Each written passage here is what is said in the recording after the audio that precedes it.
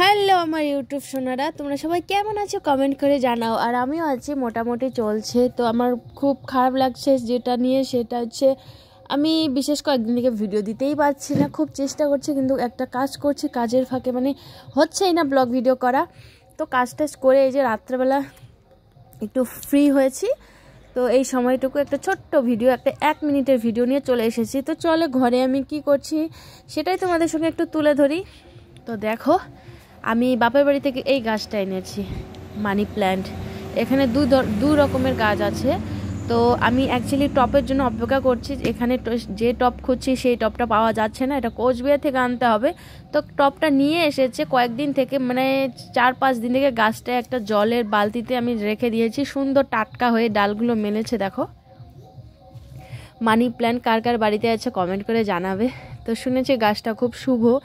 তো যাই হোক, এই যে ঘরের মধ্যে সুন্দর করে রেখেছি। আর এই যে আজকে এই টব দুটো এনেছে, দেখো মিনিমাম 1 সপ্তাহ পরে এই যে কোচবিহারে গেছে, এই টব দুটো এনেছে প্লাস্টিকের। তো আমি বলেছিলাম একটু নীল কালারের, অন্য কালারের আনতে, তো পাইনি। এই যে এরকম টব দুটো পেয়েছে, একটা বড় সাইজের, এটাই মনে হয় একটু বড়।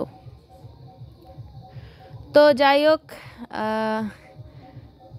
খুবই খারাপ লাগছে, কয়েকদিন থেকে ভিডিও দিতে পারছি না। তো কালকের থেকে একদম কনফার্ম, আমি সত্যি বলছি, আমি একদম কন্টিনিউ ভিডিও দেওয়ার চেষ্টা করব, কন্টিনিউ যেভাবেই হোক।